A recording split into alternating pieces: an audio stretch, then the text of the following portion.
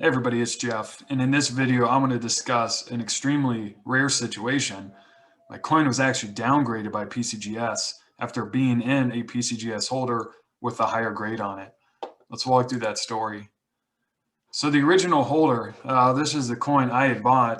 Admittedly, I probably knew that it was overgraded when I got it, but I was trying to fill out a grading set, which essentially means you need to own each grade all the way up the spectrum. And this was the one I really stretched for because it filled out my 39D reverse to 38 full step grading set.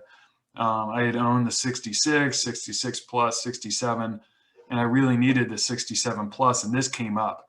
And if that's not a lesson to be learned, don't buy a holder just because you need to fill a hole. Make sure the coin itself is something that you truly love. And although the toning is certainly unique and has certain benefits and maybe certain drawbacks as well, it wasn't that unappealing of coins. Certainly, it's just when you get down to the closer look of the full steps, or what PCGS considered full steps, you notice this really the bottom two steps merge together.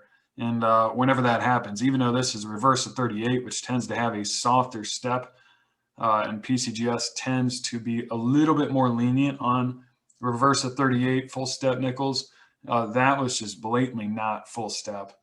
And I think everybody knew it because this coin was essentially a hot potato in calendar year 2020. This coin originally sold on Great Collections, not to me, but sold on February 23rd. I had placed just a watching bid of $100, knowing I wasn't going to win it. I was just curious to watch this coin play out. And at the time, you could see it looked nice in the holder. Great Collection does not have the clearest pictures, so you couldn't necessarily tell the steps on the Great Collection picture alone. And this sold for an impressive $3,140. What was interesting is you see this was sold on February 23rd.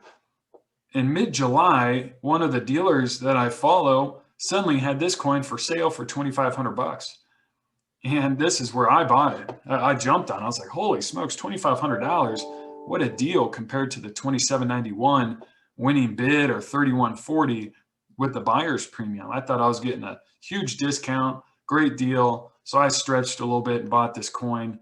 And then I got it in hand and realized buyer's remorse immediately. I held on to it for a little bit, but eventually sent it back to Great Collections and just knowingly took my loss. As you could see, I ended up losing about $500 in this coin, which doesn't really affect me as much, not because we have tons of money, but just sometimes you have to learn a lesson in the coin market, and that lesson will always cost you money. In this example, I bought a coin to fill a hole that I didn't love, and I kind of knew deep down might not have been the grade. But I ended up selling it, and the buyer of this coin, who paid $2,200, must have looked at it and realized the same thing we all have, which is that the full steps were not necessarily legit. So what did they do? They must have sent it back into PCGS, and now the same coin is in a mint state 67 plus without the full steps.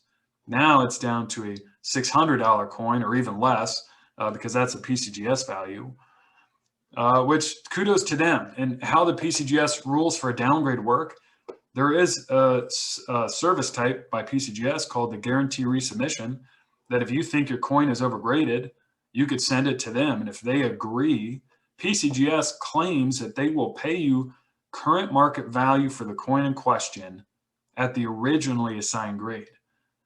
Now, of course, I don't know who the next buyer was who sent this in. I'd be really curious what PCGS ended up paying for this and whether or not they actually made back their money that they paid for on Great Collections. But I thought this was a really interesting story, and I wanted to share it with you guys.